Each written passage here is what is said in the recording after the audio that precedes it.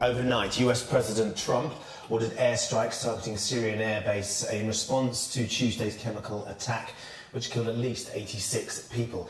In the last hour, Defence Secretary Michael Fallon has told our programme that the British government fully backs and supports the airstrike. Joining us now is Colonel Richard Kemp, former commander of British forces in Afghanistan, who is in Washington for us this morning, and here in the studio is former US Congressman Dennis Kucinich, who's also interviewed Assad face-to-face, I believe, many times. Let's go to Colonel Richard Kemp first. The Russians have responded this morning saying this is a violation of international law, that it is sort of an incendiary thing to be doing, and that it is damaging any prospect of finding a solution to Syria. Well, of course, assuming that the American intelligence is accurate in terms of the fact that this chemical strike was delivered by President Assad and that it was sarin, I think there's no question that it was not contravening international law. It's in America's vital national security interests and all of our security interests to prevent the proliferation of chemical weapons. And I think this strike would have served that purpose, or it is certainly aimed to serve that purpose, and doesn't require any endorsement from the United Nations or indeed from the US Congress. Ask a former congressman, American politician Dennis Kucinich, Colonel Kemp saying that he doesn't need any actual Congress approval. Well, I want to thank the Colonel for his service, but at the same time, the Constitution of the United States makes it abundantly clear in Article 1, Section 8, the President cannot take the country into war absent an okay from Congress. Done. I mean, you know, I've been through this over and over and over, and that's one of the reasons why I put articles of impeachment up against Mr. Bush. Even if he believes that it's in the national interest and that America is under threat?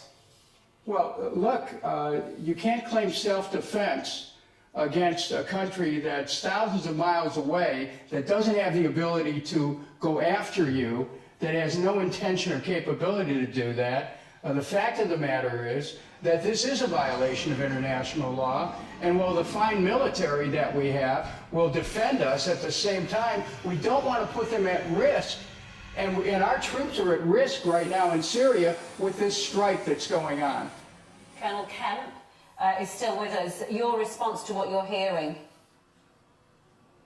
Well, I'd like to thank the Congressman for his service as well, but unfortunately he's wrong in this case, and the reality is that Syria and its ally and actually puppet master Iran certainly has the capability of carrying out an attack against the United States mainland through some of its proxies, including Lebanese Hezbollah and other proxy groups. And it also has, of course, the capability of deploying chemical weapons against US interests, including embassies, commercial enterprises and military forces in the region, and it'll be more than capable of doing that. The reality is that this proliferation of chemical weapons has to be stopped. The weakness of President Obama in 2013 in failing to do so when he said he would allowed this situation to occur that we've got today. It allowed Russia to dominate the Middle East, in effect, to a large extent, certainly Syria and other parts of the Middle East.